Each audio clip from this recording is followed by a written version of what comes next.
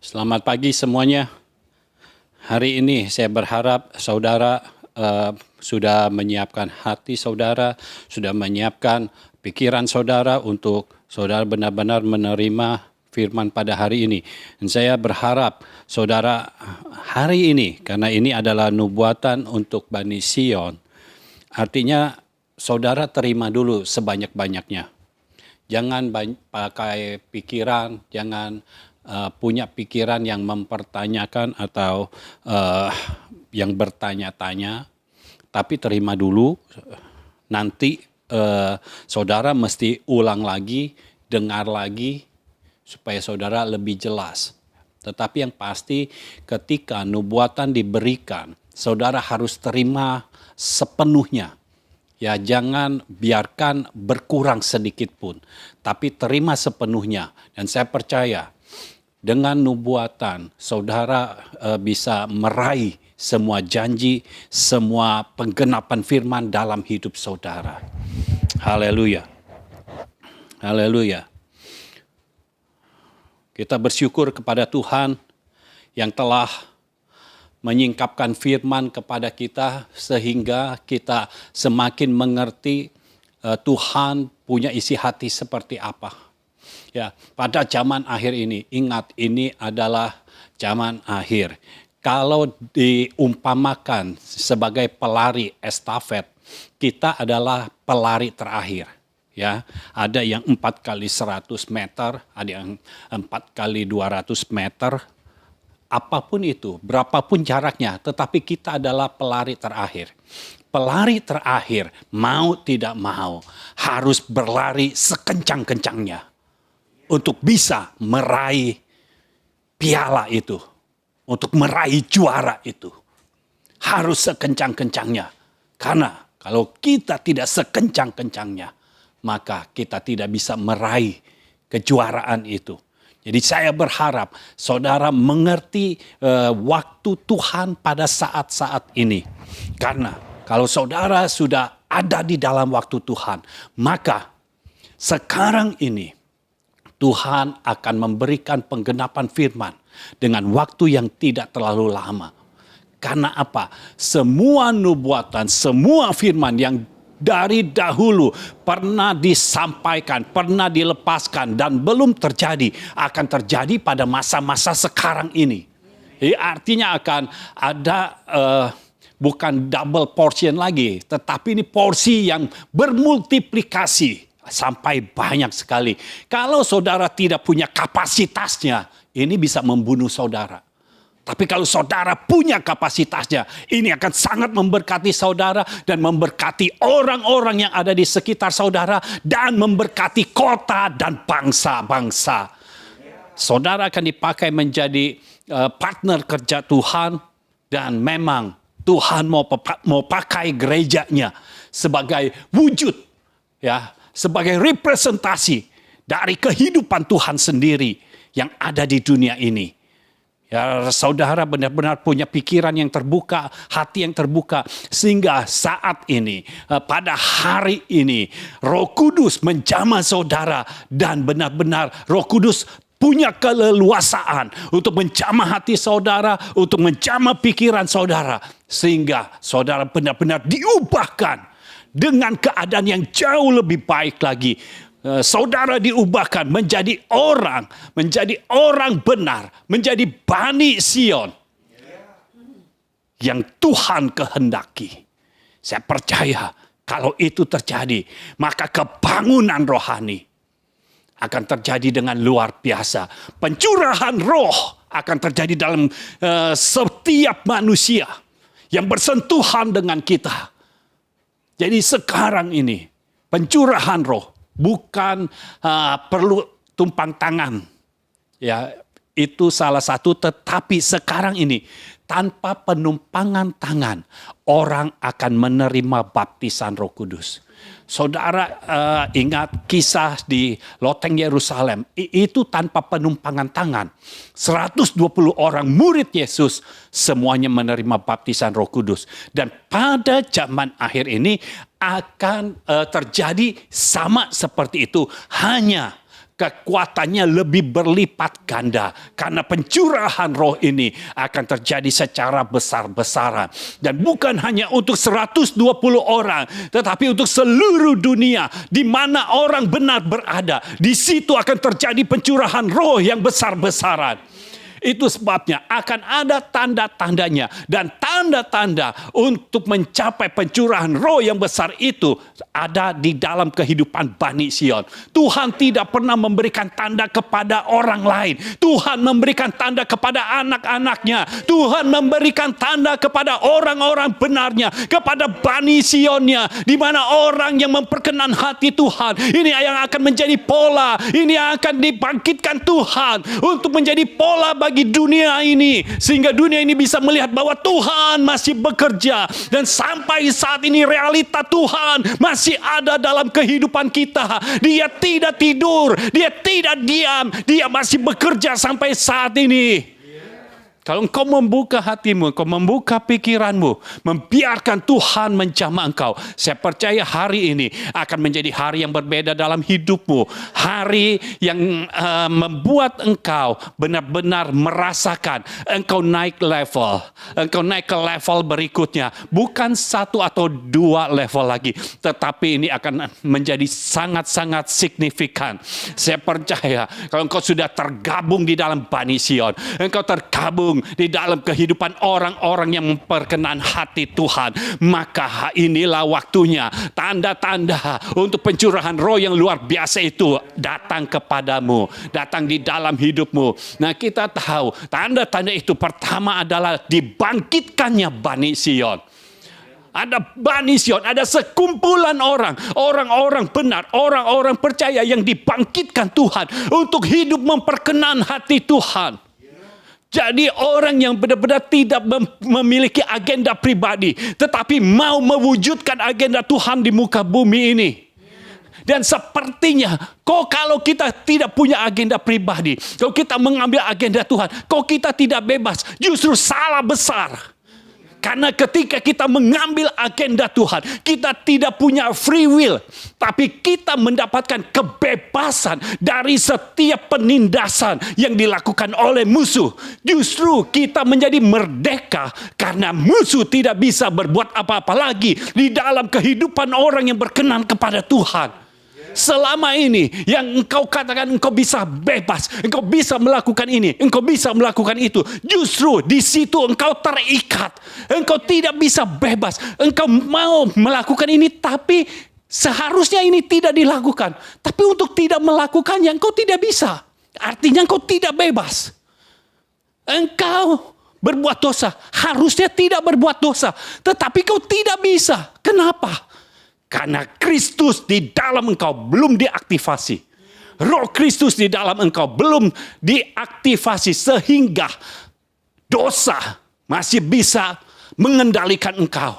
Maut masih bisa mengendalikan engkau. Oh, saatnya sudah tiba. Saya percaya Bani Sion dibangkitkan oleh Tuhan, yang akan terbebas dari hukum dosa dan hukum maut.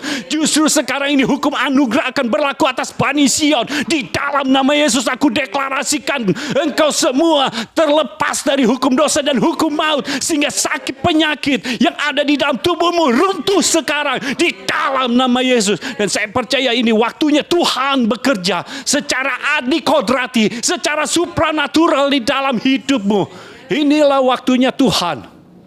Inilah kairos Tuhan yang telah datang dalam kehidupan Bani Sion, dalam kehidupan orang-orang percayanya, dalam kehidupan orang-orang yang berkenan kepada Tuhan. Jadi tandanya yang pertama itu di dalam Bani Sion. Saudara tidak akan bisa melihat tanda-tanda, akhir zaman. Saudara lihat tanda-tanda. Iya benar. Ada kelaparan. Tanda akhir zaman. Saudara harus tahu. Dari dulu sudah ada kelaparan. Ada perang. Ini tanda akhir zaman. Dari dulu sudah ada perang. Dari zaman Israel, ya, baru berdiri.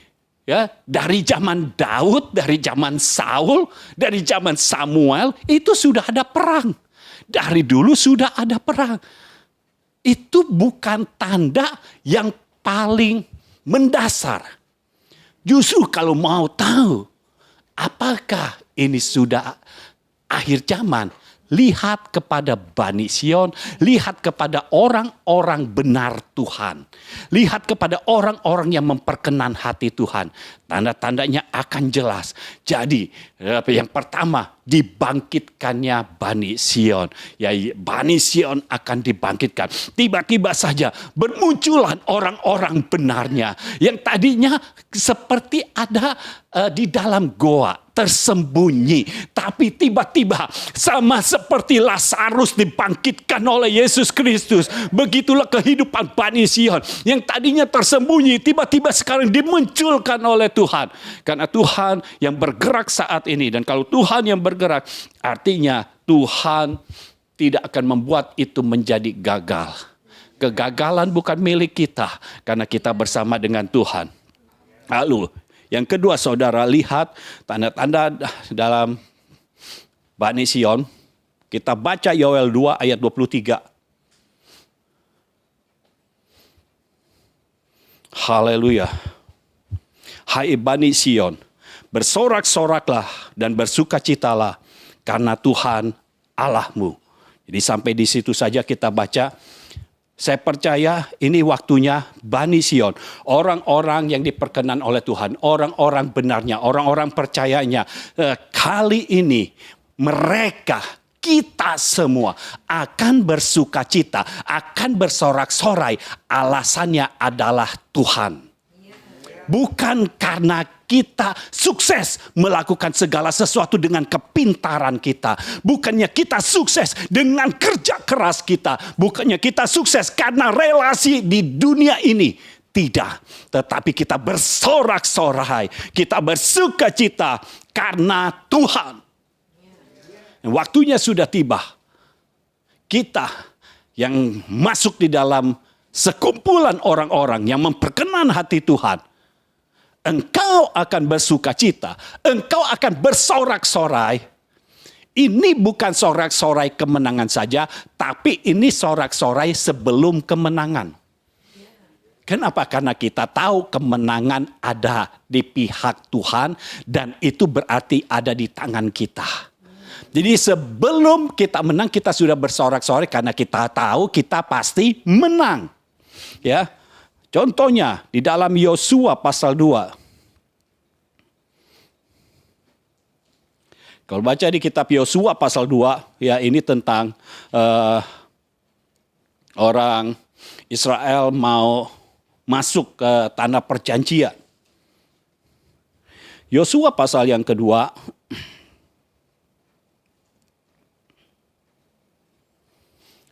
ayat yang ke-9, mulai ayat yang ke-9. Dan berkata kepada orang-orang itu, aku tahu bahwa Tuhan telah memberikan negeri ini kepada kamu, dan bahwa kengerian terhadap kamu telah menghinggapi kami, dan segala penduduk negeri ini gemetar menghadapi kamu. Sebab kami mendengar bahwa Tuhan telah mengeringkan air laut Teberau di depan kamu, ketika kamu berjalan keluar dari Mesir. Dan apa yang kamu lakukan kepada kedua raja orang Amori yang di seberang sungai Yordan itu, yakni kepada Sihon dan Og yang telah kamu tumpas. Ketika kami mendengar itu, tawarlah hati kami dan jatuhlah semangat setiap orang menghadapi kamu. Sebab Tuhan Allahmu ialah Allah di langit di atas dan di bumi di bawah. Jadi saudara, di dalam Yosua pasal 2 ini kisah tentang Yosua mengirim utusan untuk memata-matai Yeriko. Ketika orang ini berjumpa dengan seseorang ya yang namanya Rahab, ini bukan perempuan biasa ya, karena Rahab ini termasuk perempuan yang kurang baik. Tetapi ketika berjumpa dengan utusan Yosua, maka perempuan ini termasuk yang diselamatkan.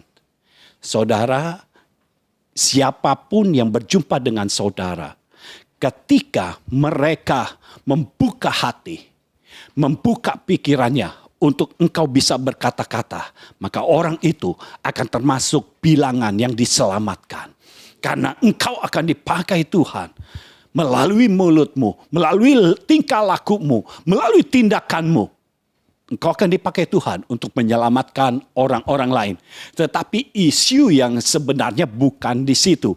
Ya, Yosua sudah meminta utusannya ini memata-matai, karena sebelumnya Musa pernah meminta masing-masing suku, ya, satu orang pergi untuk mengintai kota Yeriko, ya, sehingga ada 12 orang pengintai. Tetapi dari 10 orang pengintai itu infonya kurang enak. Ya, semua berkata di sana para raksasa. Ya, ada raksasa-raksasa. Memang buah-buah di sana bagus. Tetapi itu ada raksasa. Hanya Yosua dan Kaleb yang bicaranya berbeda. Mereka bicara dari sudut firman. Mereka memang besar-besar. Mereka memang raksasa. Tetapi karena Tuhan telah memberikan mereka, telah memberikan negeri itu kepada kita, maka kita akan menelan mereka. Mereka yang seperti belalang dan kita yang akan menginjak-injak mereka. Itu yang Yosua dan Kaleb katakan. Itu sebabnya ketika sudah sampai dekat dengan Yeriko, Yosua tidak mengirim dari satu suku itu satu orang.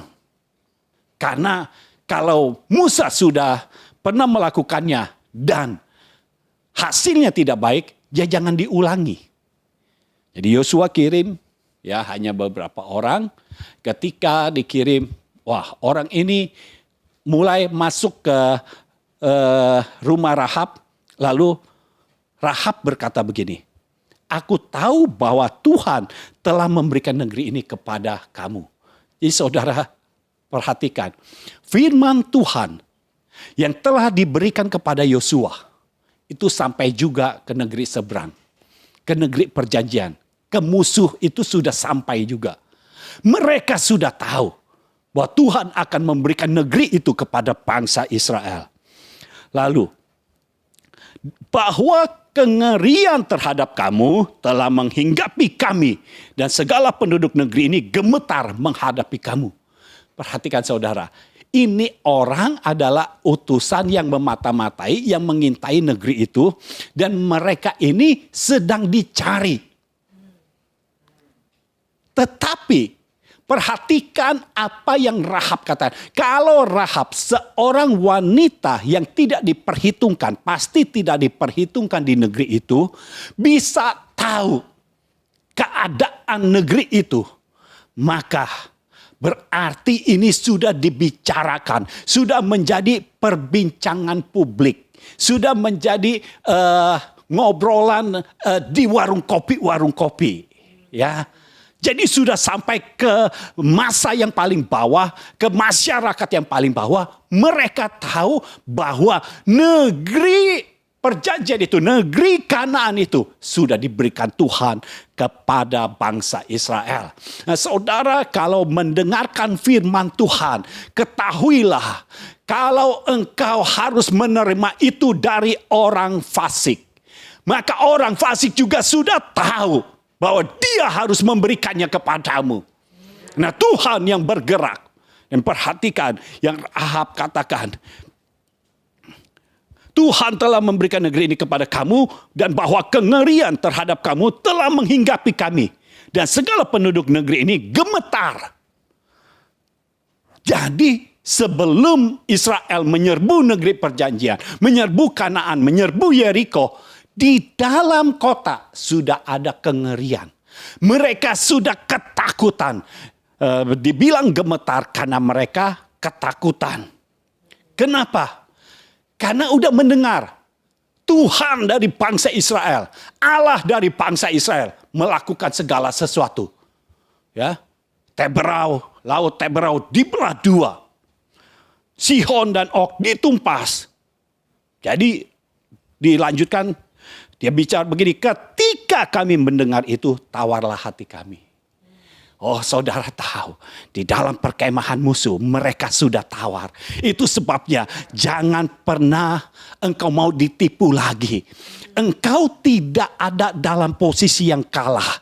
Engkau ada dalam posisi yang menang. Musuh sedang gemetar menghadapi kita. Musuh sedang gemetar ketika Bani Sion ini dibangkitkan. Musuh tahu bahwa Bani Sion sedang dibangkitkan. Dan itu sebabnya mereka tawar hati. Mereka akan mengenal kita. Tapi mereka mengenal kita dengan ketakutan. Bukan dengan keinginan untuk kita menjadi jatuh. Tetapi mereka ketakutan karena mereka tahu ketika kita dibangkitkan, kita akan mendeklarasikan, kita akan menghancurkan segala pekerjaan musuh, kita akan menghancurkan perkemahan musuh, dan musuh akan menjadi tidak ada apa-apanya. Ini waktunya di mana Tuhan bergerak. Sekarang ini Tuhan sedang bergerak di perkemahan musuh. Mereka akan dibuat menjadi tawar hati karena Tuhan sudah memberitahukan, "Oi, Bani Sion sedang dibangkitkan, orang-orang benar sedang dibangkitkan, orang-orang percaya, orang-orang yang berkenan dibangkitkan." Mereka tawar hati. Dan sekali lagi akan ada sorak-sorai. Oh, bangsa Israel bersorak ketika dia mengelilingi kota Yeriko. Belum menerima penggenapan firman-Nya. Tetapi firman sudah datang. Dan ketika melakukan firman sudah ada sorakan kemenangan. Oh, seharusnya kita sebagai Bani Sion, sebagai orang-orang yang berkenan kepada Tuhan, ketika kita menerima firman dan kita melakukannya, akan ada sorak-sorai, akan ada sukacita. Karena Tuhan bekerja di dalam kita. Ketika kita bergerak, Tuhan membuat semuanya menjadi berhasil. Oh, Tuhan yang bergerak di dalam kita. Bukan karena kepandaian kita lagi. Bukan karena kerja keras kita lagi. Tetapi karena Tuhan Allah kita. Haleluya. Haleluya. Sadari saudara. Sekarang di perkemahan musuh. Mereka sedang tawar hati. Tawar hati artinya mereka sudah hopeless. Tidak ada harapan lagi. Ketika kita dibangkitkan. Saudaranya jangan takut. Mereka yang sudah takut. Ketika utusan ini mendengar bahwa bangsa itu, bangsa Kanaan sudah ketakutan. Oh, mereka bersukacita. Mereka bersorak-sorai. Apakah mereka sudah mengambil negeri itu? Belum.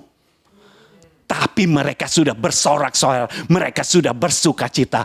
Kenapa? Karena mereka tahu janji Tuhan pasti digenapi. Karena musuh sudah tawar hati. Kalau musuh sudah ngeri melihat kita, oh, kita dengan mudah mengambil segala sesuatu yang diperlukan. Mengambil segala sesuatu yang telah disediakan Tuhan. Haleluya. Ini waktunya Bani Sion bersorak-sorai dan bersukacita. Bukan karena hal-hal yang lahir ya, tetapi karena Tuhan Allah kita. Haleluya. Ini akan terjadi bukan karena perbuatan tangan manusia, tetapi karena perbuatan tangan Tuhan sendiri. Ya. Saudara tidak perlu tahu. Musuh taunya bagaimana sih? Kok bisa tahu Bani Sion sedang dibangkitkan? Dan tenang saja, itu urusannya Tuhan.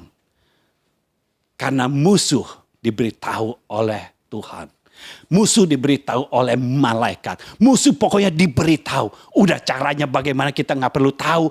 Yang penting bagian kita adalah kita bersorak-sorai. Kita bersukacita. Karena firman-Nya sudah datang dalam hidup kita. Firman-Nya sudah datang dalam hidup kita, kita tinggal melakukannya dan akan ada sorak-sorai, sukacita yang mendahului kemenangan yang akan Tuhan berikan kepada kita. Nah, saudara harus tahu, nama Tuhan itu luar biasa. Kita memiliki Allah yang luar biasa. Kalau kita baca Filipi pasal 4, saya mau saudara mengenal Tuhan kita. Filipi pasal 4 ayat yang ke-7.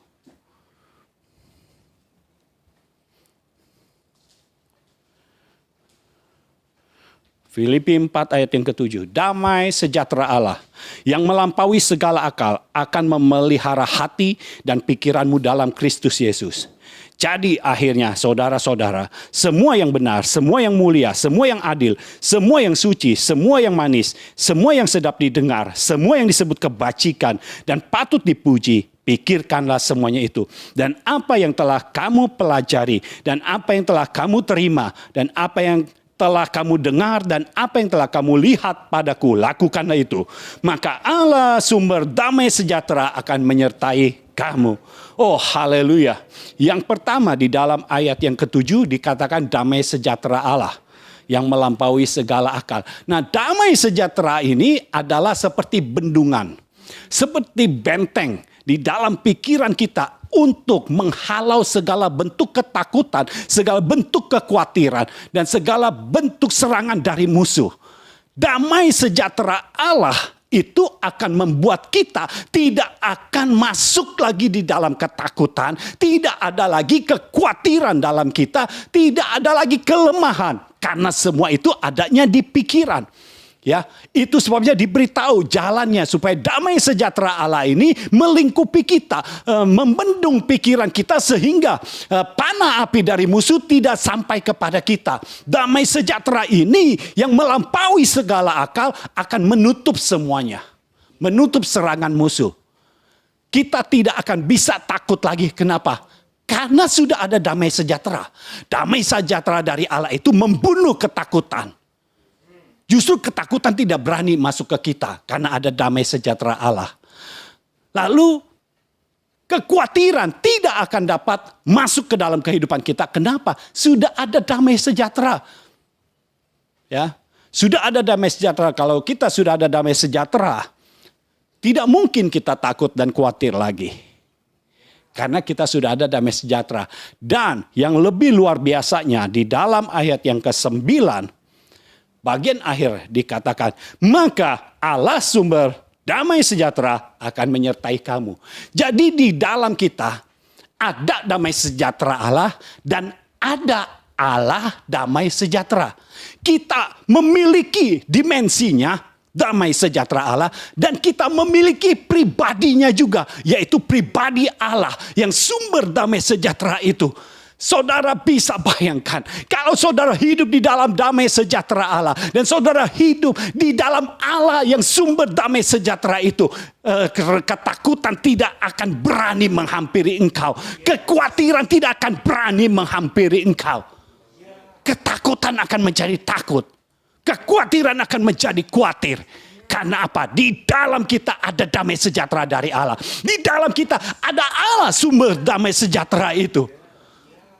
Saudara, ini hal yang luar biasa. Dan ini hanya terjadi dalam kehidupan Bani Sion. Dalam kehidupan orang-orang benarnya yang memperkenan hati Tuhan. Yang menerima perkenanan dari Tuhan. Itu sebabnya, jangan lepaskan hidupmu dari perkenanan Tuhan. Biarkan Tuhan menjamah engkau, memperkenan engkau. Sehingga damai sejahteranya terus ada di dalam hidupmu.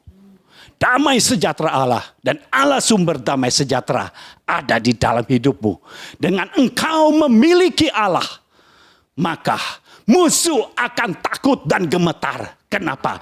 Karena Allah yang kita sembah adalah Allah yang berbuat segala sesuatu yang mustahil. Yang sepertinya tidak mungkin akan menjadi mungkin. Ini Allah yang luar biasa. Roh Kristus yang ada di dalam kita adalah Roh Kristus yang mengalahkan dosa, iblis dan maut. Sehingga kita tidak hidup dalam dosa lagi, kita tidak hidup dalam maut lagi karena Roh Kristus sudah mengalahkan dan semua yang sudah dikalahkan tidak akan bisa berbalik menyerang kita lagi karena sudah dikalahkan. Kita akan mengalahkan semua yang sudah dikalahkan. Dan kita akan menaklukkan semua yang sudah ditaklukkan.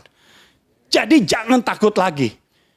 Karena harus tahu musuh terakhir kita sudah dikalahkan.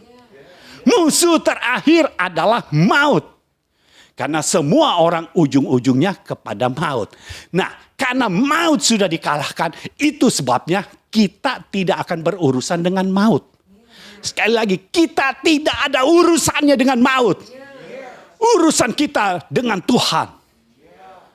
Kita tidak ada negosiasi dengan maut. negosiasi kita dengan Tuhan. Kita hidup dalam ikatan janji dengan Tuhan. Kita tidak ada hubungan apa-apa dengan maut. Itu sebabnya maut tidak boleh ada di dalam kehidupan kita. Damai sejahtera Allah dan Allah sumber damai sejahtera yang ada di dalam kita. Nah, kalau saudara perhatikan betapa luar biasanya damai sejahtera Allah dan Allah sumber damai sejahtera itu. Buka di dalam Markus 4 ayat 39. Markus pasal 4 ayat 39. Ia pun bangun menghardik angin itu dan berkata kepada danau itu, "Diam, tenanglah." Lalu angin itu reda dan danau itu menjadi teduh sekali. Kalau saudara baca di Alkitab bahasa Inggris, ketika Yesus berkata diam, tenanglah. Yesus berkata diam itu pakai kata peace, damai. Damai, tenanglah.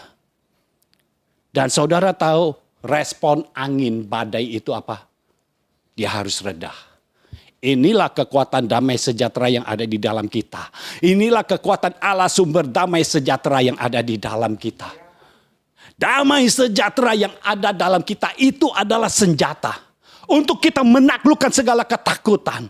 Untuk menaklukkan segala kekhawatiran. Dan menaklukkan semua badai kehidupan yang datang dalam kehidupan kita. Jadi kalau ada badai kehidupan, badai perekonomian, krisis, apapun itu, damai sejahtera Allah akan menaklukkan itu semua sehingga kita tidak ada di dalam badai itu. Justru kita akan membuat badai itu menjadi tenang. Karena apa? Damai sejahtera yang ada di dalam kita itu akan dimanifestasikan keluar sehingga badai harus berhenti.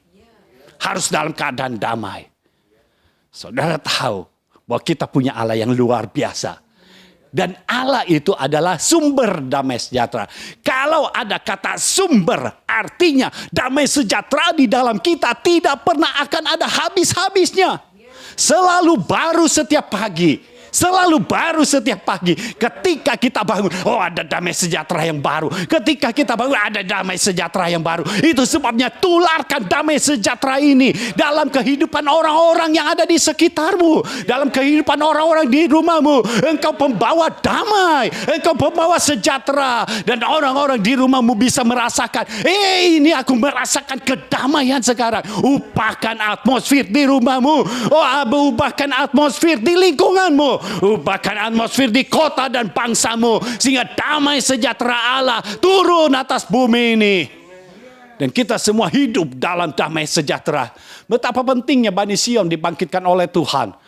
Itu sebabnya ini akan menjadi tanda. Kalau kau melihat Bani Sion dibangkitkan, ada orang yang benar-benar memberikan hidupnya kepada Tuhan tanpa memikirkan lagi agenda pribadinya. Artinya ini adalah waktu sudah mendekati kepada pencurahan roh yang besar-besaran itu.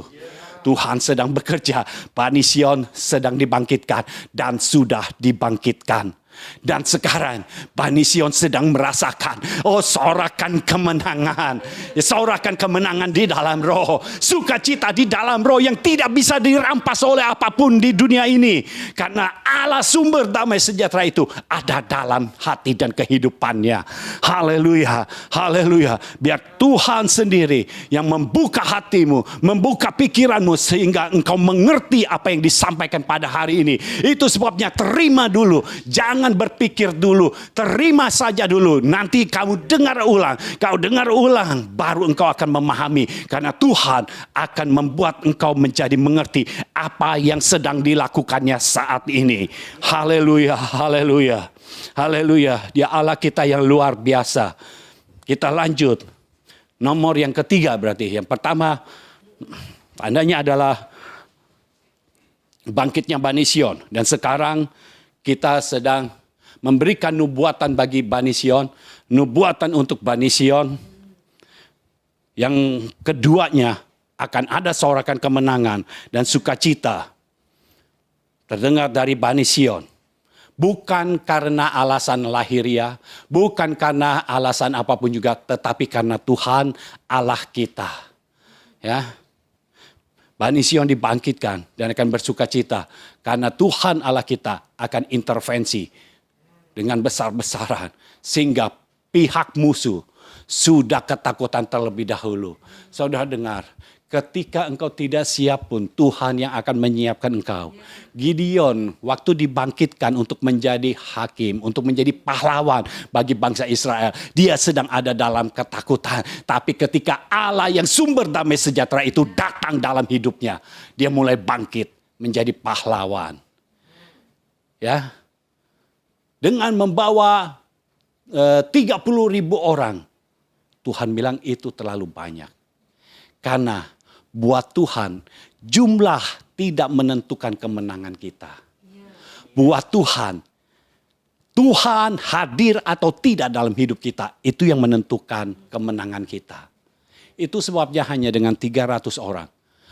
Perang, kalau 300 orang itu sedikit saudara. Perang, ya, akan berperang dengan penjajah. Penjajahnya waktu itu adalah Midian. Dan saudara tahu, ketika Gideon menerima Allah sumber damai sejahtera itu, dan damai sejahtera Allah itu, maka ada intervensi ilahi. Tiba-tiba saja di perkemahan musuh ada yang mimpi. Mimpi perkemahan mereka habis semua. Ya, karena ada sesuatu yang bergulung-gulung, ini yang habis semua. Lalu ketika mereka mimpi, ini aneh bin ajaib. Kenapa? Mereka orang fasik tapi bisa mengartikan mimpi yang dari Tuhan. Bisa berkata, oh itu maksudnya Gideon. Kita akan habis. Diartikan mimpinya. Siapa yang bisa memberikan mimpi dan siapa yang bisa mengartikan mimpi? Hanya Tuhan. Ketika dia bertindak, Tuhan bisa dengan berbagai macam cara untuk membuat ketakutan tidak dapat datang dalam hidup saudara. Dan Gideon yang tadinya ketakutan, sekarang berubah. Begitu dia mendengar, Gideon mendengar sendiri bahwa musuh berkata seperti itu. Karena dia sudah mendengar, langsung damai sejahtera melingkupi dia. Tidak ada lagi ketakutan, tidak ada lagi kekhawatiran. Itu sebabnya dia langsung berperang sesuai dengan strategi yang diberikan oleh Tuhan. Dan kita tahu akhirnya Gideon memenangkan pertempuran. Kenapa? Bangsa Midian tiba-tiba dia perang sendiri. Dia perang sendiri, lalu begitu Gideon datang, udah habis. Saudara tahu, damai sejahtera dari Tuhan. Dan Allah sumber damai sejahtera akan menaklukkan semua musuh-musuh kita. Haleluya. Ketika kita berada di situ, Tuhan bekerja. Jadi dimanapun posisimu, Yosua mau mengambil negeri perjanjian. Tuhan berikan damai sejahtera melalui utusan yang diutus oleh Yosua. Mereka berjumpa dengan Rahab. Sehingga mereka tahu posisi musuh seperti apa. Ketika Gideon yang dibangkitkan, Gideon sendiri mendengar dari pihak musuh sudah mengatakan bahwa Gideon akan menghancurkan perkemahan musuh. Jadi Tuhan bisa dengan berbagai macam cara. Yang satu diberikan mimpi, yang satu sudah diberikan ketakutan terlebih dahulu. Apapun caranya Tuhan memiliki kedaulatan. Dan Tuhan punya berbagai macam cara untuk membawa hidup saudara menjadi naik dan tidak pernah turun lagi. Haleluya. Sekarang jadi poin yang ketiga. Ini semua adalah nubuatan untuk Bani Sion. Ayat yang ke-23, atau saudara tulis dulu aja poinnya.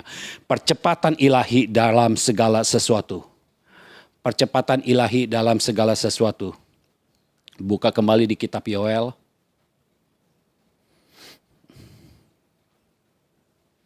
Masih pasal 2 ayat yang ke-23. Hai Bani Sion, bersorak-soraklah dan bersukacitalah karena Tuhan Allahmu. Itu yang tadi kita bahas di poin nomor 2. Sebab telah diberikannya kepadamu hujan pada awal musim dengan adilnya. Dan diturunkannya kepadamu hujan. Hujan pada awal dan hujan pada akhir musim seperti dahulu. Jadi kalau dulu Tuhan memberikan hujan pada awal musim. Hujan pada awal musim adalah hujan untuk menandakan musim menabur. Jadi kita menabur. Lalu ada kira-kira 4 bulan akan ada hujan akhir. Hujan akhir itu menandakan musim menuai. Jadi hujan diturunkan sehingga kita bisa menuai hasil apa yang telah kita taburkan. Tetapi itu perlu waktu. Ya, hujan awal dan hujan akhir berbeda waktunya. Dan pada masa-masa sekarang ini, Tuhan katakan, sebab telah diberikannya kepadamu dan diturunkannya kepadamu hujan. Hujan pada awal dan hujan pada akhir musim seperti dahulu. Jadi hujannya sama seperti dahulu. Tetapi kali ini hujan awal musim dan hujan akhir musim itu berbarengan. Artinya akan ada multiplikasi. Akan ada percepatan ilahi. Yang tadinya harus nunggu 4 bulan untuk musim menuai. Tapi Yesus berkata, sekarang waktunya penuaian itu. Kalau saudara baru menabur dan saudara berkata, ya nanti saya akan menuai. Dengar, Tuhan katakan, kapan musim menuai itu? Siapa yang menentukan waktu? Siapa yang menentukan musim? Kalau Tuhan berkata hari ini adalah musim menuai, maka musim menuai itu harus tiba. Karena semua musim ditentukan oleh Tuhan. Waktu diciptakan oleh Tuhan. Sehingga segala musim harus mengikuti apa yang Tuhan katakan. Tuhan berkata pada zaman akhir ini, untuk engkau Bani Sion, dengarlah, Tuhan mencurahkan roh pada awal musim. Tuhan mencurahkan roh pada akhir musim. Akan terjadi percepatan ilahi di dalam hidupmu. Engkau ketika mendengarkan firman, tiba-tiba saja secara cepat engkau bisa menangkapnya. Engkau bisa mengertinya. Yang dulu engkau sulit mengerti, sekarang engkau bisa mengerti. Karena akan ada percepatan ilahi di dalam rohmu. Khususnya di dalam engkau menerima firman. Dan engkau menerima penggenapan firman. Akan ada percepatan ilahi, akan ada akselerasi yang datangnya dari sorga. Dan ini tidak bisa dihentikan oleh segala sesuatu yang berada di dunia ini. Karena ketika Tuhan berkehendak, maka segala kuasa di dunia ini harus bertekuk lutut di bawah kuasa Tuhan, di bawah kedaulatan Tuhan. Dan Tuhan sedang bekerja, kedaulatannya akan membuat ini terjadi dalam kehidupan kita. Haleluya. Akan ada percepatan ilahi. Percepatan ilahi yang pertama. Saudara jangan berpikir kalau percepatan ilahi semuanya tentang materi. Bukan. Yang paling utama adalah tentang roh dan firman. Engkau bisa menerima pesan roh. Tiba-tiba tadinya tidak pernah mendengar, tapi tiba-tiba engkau mendengar. Ada pesan firman, tiba-tiba engkau mendengar. Engkau dengar firman tadinya, aduh nggak mengerti, terlalu tinggi. Tetapi tiba-tiba Tuhan mencerahkan pikiranmu. Tuhan membuka hatimu. Tiba-tiba saja firman yang engkau terima itu, engkau mengerti. Tuhan menyingkapkannya. Akan ada percepatan ilahi di dalam rohmu. Tiba-tiba saja engkau punya keinginan untuk berdoa. Dan engkau mulai doa dalam roh. Tadinya engkau sulit untuk doa dalam roh. Sekarang engkau mulai mau doa dalam roh. Ketika engkau doa dalam roh, yang tadinya sulit, engkau tidak bisa. Aduh susah amat ini. Harus doa meluap-luap, kok susah. Tetapi sekarang waktunya sudah tiba. Bani Sion dibangkitkan. Akan ada orang-orang yang berdoa secara meluap-luap. Doa di dalam roh meluap-luap. Sehingga menaklukkan segala kekurangan. Menaklukkan segala kekhawatiran. Menaklukkan segala ketakutan. Menaklukkan segala musuh yang ada dalam kehidupannya. percepatan ilahi itu sedang tiba. Sudah tiba dalam hidupmu. Buka hatimu, buka pikiranmu, buka rohmu. Biarkan Tuhan menjamah hidupmu. Dan ketika Tuhan menjamah hidupmu, maka saya percaya Tuhan sedang bekerja di dalam hidupmu. Dan kalau Tuhan sedang bekerja, ada percepatan ilahi. Tadinya engkau tidak tahu apa-apa. Tiba-tiba engkau bisa merasakan realita hadirat Tuhan apa ya? Engkau tidak tahu. Tetapi sekarang engkau bisa merasakan ada realita hadirat Tuhan dalam hidupmu. Dan ketika realita hadirat Tuhan itu ada di dalam hidupmu, orang-orang di sekitarmu mulai merasakan, kok sekarang suasananya beda ya? Di rumah ini biasanya nih suka marah-marah, suka ribut. Kok sekarang suasananya beda ya? Ada damai sejahtera dari Tuhan. Kenapa bisa seperti itu? Karena ada percepatan ilahi. Oh, haleluya. Ada percepatan ilahi terjadi pertama-tama di dalam hidupmu, di dalam hatimu, di dalam pikiranmu, dan di dalam rohmu. Tapi kemudian ini tertular, meluap. Karena ketika air hidup itu ada di dalam engkau, maka ini akan menjadi mata air di dalam hidupmu dan ini akan meluap keluar. Ketika meluap keluar, maka orang-orang di sekitarmu bisa merasakan. Saudara tahu tentang kisah Yehezkel. Air mengalir dari bait suci. Kemanapun air mengalir, terjadi kesembuhan. Ya, terjadi hal-hal yang luar biasa. Tadinya tidak ada bisnis apapun juga. Tiba-tiba ketika air dari bait suci ini mengalir, maka mulai ada terjadi bisnis. Ada yang bisa mendapatkan ikan. Yang tadinya tidak dapat ikan, mulai dapat ikan. Ada yang sakit. Ada pohon-pohon yang tumbuh begitu saja. Ini buahnya bisa dimakan. Dan daunnya bisa dijadikan obat. Sehingga yang sakit tiba-tiba menjadi sembuh. Kemana air ini mengalir? Terjadi hal-hal yang ilahi, hal-hal yang supranatural. Itu akan terjadi dalam hidupmu. Ketika engkau benar-benar menerima Yesus Kristus di dalam hatimu. Engkau memiliki Allah sumber damai sejahtera. Engkau memiliki damai sejahtera Allah. Maka roh di dalam engkau akan terus bergejolak, bergelora, bergejolak, bergelora. Terus sampai ini meluap keluar. Meluap keluar. Dan menghampiri orang-orang yang ada di sekitar. Oh, jangan engkau terkejut ketika engkau mulai membuka hati, membuka pikiran dan engkau menerima firman Tuhan ini. Tiba-tiba saja di rumahmu yang sedang sakit tiba-tiba sembuh. Karena apa? Karena ada air kehidupan mengalir ke situ. Akan ada percepatan ilahi. Oh, kalau ke dokter ini mungkin sebulan baru sembuh. Kalau ke dokter seminggu baru sembuh. Tetapi sekarang ada percepatan ilahi. Di dalammu ada air kehidupan. Ketika engkau ada di satu tempat, tiba-tiba saja yang sakit tidak perlu nunggu seminggu, tidak perlu nunggu sebulan, sudah sembuh. Di dalam nama Yesus akan terjadi percepatan. Engkau tidak doakan orang sakit. Engkau hanya tumpang tangan saja. Orang sakit sembuh. Haleluya. Ini terjadi. Bani Sion sedang dibangkitkan. Bani Sion sedang bersorak-sorai. Kemenangan yang pertama. Ya, kemenangan sebelum penggenapan janji.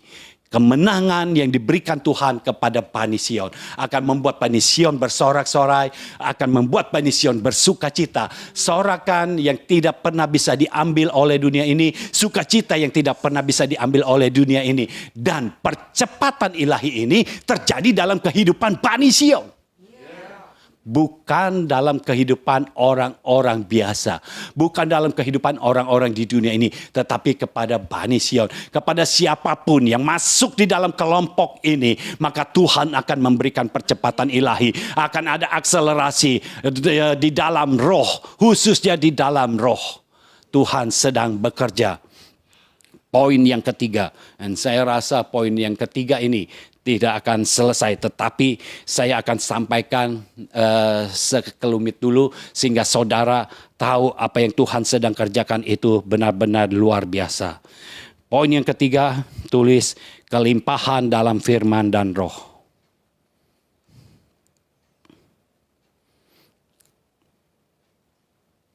Kelimpahan dalam firman dan roh. ayat 24 dari Yoel pasal 2. Tempat-tempat pengirikan menjadi penuh dengan gandum dan tempat pemerasan kelimpahan anggur dan minyak. Jadi akan ada kelimpahan dalam firman dan roh. Gandum ini bicara tentang benih.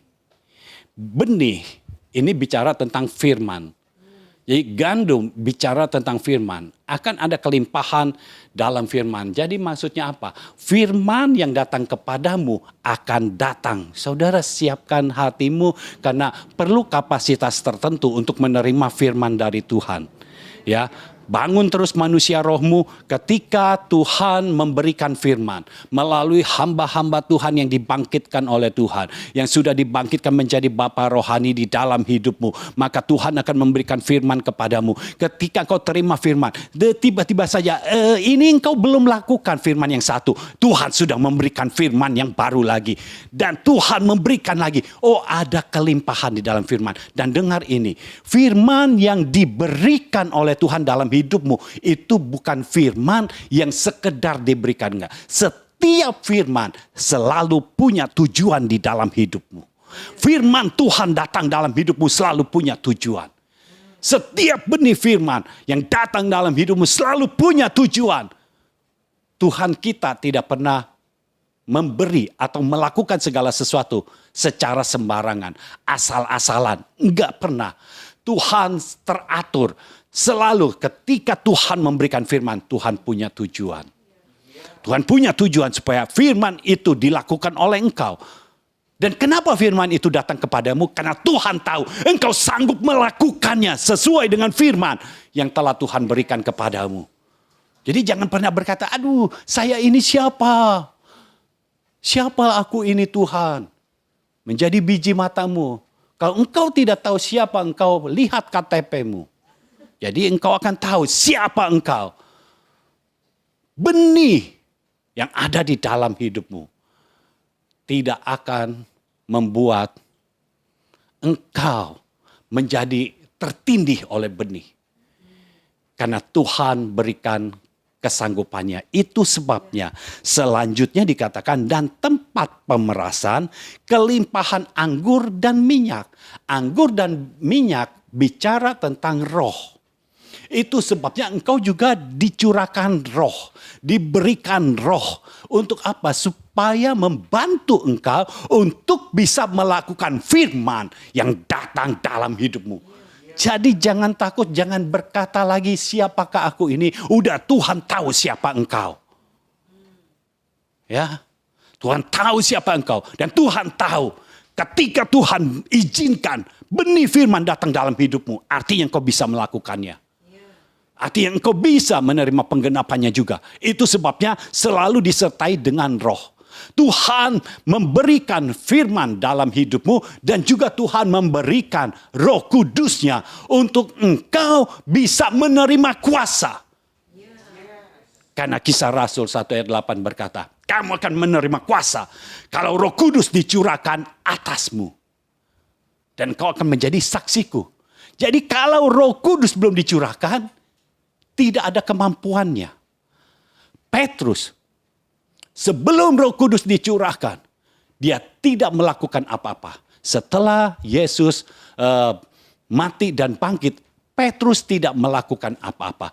Petrus tidak menginjil, Petrus tidak berbuat apa-apa. Tetapi waktu Roh Kudus dicurahkan, Petrus bisa langsung berkhotbah. Dan 3.000 orang bertobat. Tuhan memberikan kemampuannya dalam hidupmu. Dan saya percaya waktunya sudah tiba.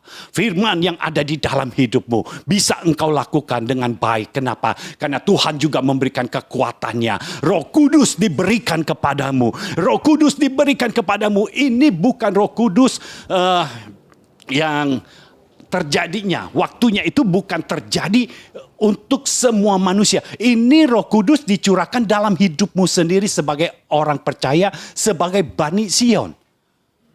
Ya, jadi engkau terima kekuatan dari Roh untuk engkau bisa melaksanakan firman, untuk engkau bisa menaburkan firman, untuk engkau bisa menggenapi firman. Karena Roh Kudus akan memberikan engkau kekuatan. Dan dengan Roh Kudus engkau akan dituntun kepada seluruh kebenaran.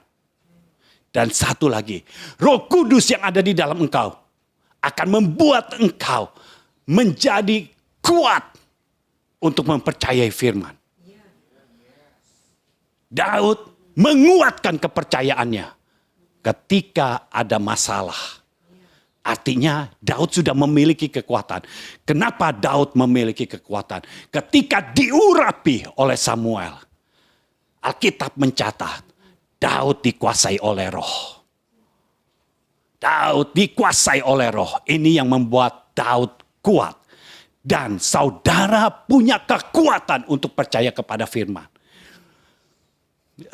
Lihat faktanya, ini mengerikan. Tetapi sekali lagi dengar ini dan tanamkan kuat-kuat di dalam hati dan pikiranmu. Tuhan sudah memberikan kekuatan untuk engkau percaya kepada firman yang datang kepadamu. Untuk engkau percaya, Tuhan sudah memberikan kekuatan kepadamu untuk engkau percaya kepada firman-Nya. Lebih percaya kepada firman-Nya daripada kepada fakta yang datang dalam hidupmu. Tuhan sudah memberikan kekuatannya. Saya berharap saudara bisa mengerti ini. Ini waktunya Tuhan bekerja. Dimanapun kau berada, bangkit berdiri. Saya percaya Tuhan mau mengerjakan ini dalam hidupmu. Biar firman yang telah datang dan sedang datang dalam hidupmu, ini akan bermultiplikasi di dalam hidupmu. Tuhan memberikan kekuatan untuk engkau bisa melakukan firman. Tuhan memberikan kekuatan engkau lebih percaya kepada firman daripada kepada fakta. Tuhan memberikan kekuatan, Tuhan berikan kemampuan untuk engkau bisa mempercayai firman-Nya lebih daripada apapun juga. Tuhan yang mencurahkan segala sesuatu yang kau perlukan untuk percaya kepada firman-Nya, untuk hidup dari firman-Nya. Tuhan berikan semuanya. Dan engkau akan melihat, tiba-tiba saja engkau jadi mudah percaya. Oh haleluya. Saya percaya Roh Kudus ya sedang bekerja dalam kehidupanmu. Menjamah hatimu, menjamah hidupmu di dalam nama Yesus.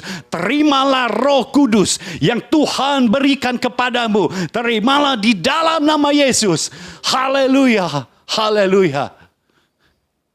Biar benih firman benar-benar terjadi di dalam hidupmu. Engkau melakukan setiap firman, setiap perintah dari firman itu. Untuk engkau bisa melakukannya. Dan engkau bisa merasakannya sekarang. Mungkin untuk pertama kalinya. Engkau bisa merasakan engkau hidup bebas dari dosa. Engkau bebas dari kutuk maut. Engkau bebas dari sakit penyakit. Engkau bebas dari kekurangan. Engkau bebas dari setiap masalah. Kenapa? Karena firman yang ada di dalammu memiliki kekuatan untuk menaklukkan segala musuh yang ada di hadapanmu. Tuhan yang bekerja di dalam kehidupanmu. Dan saya percaya Tuhan ada bersama-sama dengan kita. Masuk ke bulan Desember ini. Raihlah segala sesuatu yang Tuhan berikan kepadamu. Saya percaya di bulan Desember ini akan terjadi hal-hal yang ilahi. Hal-hal yang supranatural di dalam hidupmu. Di dalam kehidupan orang-orang percaya. Dalam kehidupan orang-orang benar. Akan terjadi hal-hal ilahi. Mujizat-mujizat yang baru. Akan terjadi dengan begitu saja. Engkau bisa melihatnya, ini campur tangan Tuhan di dalam hidupmu. Ketika engkau menerima benih firman. Dan engkau menerima Roh Kudus yang dicurahkan itu. Maka Tuhan sendiri akan intervensi. Sehingga benih firman itu akan digenapi begitu saja. Mujizat akan terjadi begitu saja. Tiba-tiba saja apa yang kau perlukan itu datang kepadamu. Engkau tidak mencarinya, tapi semua datang kepadamu. Oh, saya percaya itu di dalam nama Yesus terjadilah atas hidupmu. Haleluya, haleluya, haleluya. Mari berdoa kita mengucap syukur kepada Tuhan. Kami bersyukur kepadamu Tuhan. Untuk segala sesuatu yang kau berikan kepada kami. Kami percaya benih firman yang kau berikan kepada kami. Roh Kudus yang kau berikan kepada kami. Itu akan memampukan kami untuk tetap percaya kepada firman-Mu. Tetap percaya kepada perkataan-Mu. Tetap percaya bahwa Engkau tetap bekerja sampai saat ini. Dan tidak ada satupun di dunia ini yang bisa mengambil kami daripada Engkau. Tidak ada yang bisa mengambil kasih-Mu dari kehidupan kami. Karena Engkau sudah bekerja, Engkau sudah memutuskan untuk benih firman dan Roh Kudus dicurahkan atas hidup kami. Terima kasih Bapa untuk kasih setiamu dalam kehidupan kami. Terima kasih untuk kepercayaan yang kau berikan kepada kami. Ya, segala kemuliaan kami berikan kepadamu saja. Terima kasih Bapa. Di dalam nama Yesus kami berdoa dan mengucapkan syukur. Amin. Amin. Amin. Haleluya. Haleluya. Saya mau berikan pengumuman saudara. Hari Kamis ini kita ada prayer group. Ya, kenapa prayer group ini diadakan? Supaya saudara bisa masuk lebih dalam lagi. Ya, di dalam firman-Nya, di dalam rohnya. Ya. Kamis ini kita mulai jam 7 malam. Ya, jam 7 malam ya. Jadi jam 7 malam. Jadi bukan jam setengah 7, tetapi jam 7 malam. Supaya saudara yang bekerja bisa ada waktu untuk pulang sampai ke rumah. Kalau sudah sampai ke rumah, waktunya mepet, nggak usah mandi, nggak apa-apa. Ini di Zoom, ya. Jadi saudara nggak mandi juga nggak ketahuan lah. Yang penting kalau yang wanita pakai bedak aja udah cukup, ya. Jadi di dalam prayer group ini, saudara akan belajar untuk doa bahasa roh. Pertama doa bahasa roh meluap-luap. Untuk apa sih doa bahasa roh meluap-luap? Saudara harus tahu, musuh sekarang sedang agresif-agresifnya. Untuk mengambil hidup saudara. Supaya tidak hidup di dalam firman, supaya tidak hidup di dalam roh. Itu sebabnya kita harus lebih garang lagi. Musuh harus ditaklukkan. Jangan kita yang, jangan begitu saudara. Kita yang menaklukkan musuh. Ya, jadi jam 7 malam, kalau saudara belum terdaftar, saudara bisa ikut. Saudara daftar di hotline chat aja 0821 1367 6675. Ya, 0821 1367 6675. Jadi nanti akan diberikan link Zoom-nya. Saudara akan belajar, berdoa, dan saudara akan melihat Tuhan sedang bekerja.